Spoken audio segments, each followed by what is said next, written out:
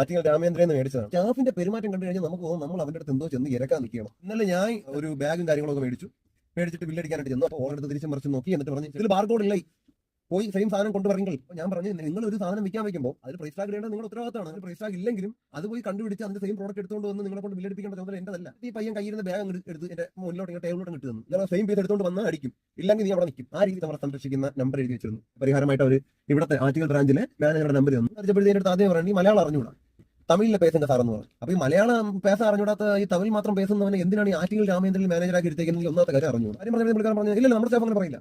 നമ്മുടെ സ്റ്റാഫ് പറഞ്ഞു നിങ്ങൾ കേട്ട് തെറ്റിപ്പോയതാണ്. ഒറ്റ മുകളിൽ ചെന്ന് ഈ പയ്യനെ കണ്ടപ്പോഴത്തേക്ക് അപ്പോൾ യാതൊരു കൂസലും ഇല്ല. അല്ലെങ്കിൽ അറ്റ്ലീസ്റ്റ് ഇയാൾക്ക് പറയാം, മിസ് ഇങ്ങനെ പറഞ്ഞില്ലേ, ഒരു സോറി പറ. സോറി കൊണ്ട് എനിക്കൊന്നും കിട്ടായില്ലേ. നമുക്ക് തോന്നണ്ടേ നമ്മൾ കസ്റ്റമർ കെയറിലേക്ക് വിളിച്ചിട്ട് നമുക്ക് എന്തെങ്കിലും കിട്ടിയെന്ന്. എന്നിട്ട് എന്റെ അടുത്ത് പറഞ്ഞു, നിങ്ങളൊന്ന് പോ, ഞാൻ അവരുടെ അടുത്ത് പേസിക്കൊള്ളാം. ഇല്ല പോടാ, വേണമെങ്കിൽ എടുത്തിട്ട് പോകും. മനസ്സിൽ അത്രയേ ഉള്ളൂ. നമുക്ക് വേറെ കസ്റ്റമറോട് നിൽപ്പുണ്ട്, അവർ നമ്മുടെ സാധനം മേടിക്കുന്നുണ്ട്. നീ ഇപ്പോൾ ഈ ഒരു ബാഗ് മേടിച്ചില്ലെങ്കിൽ നമുക്കൊന്നുമില്ല.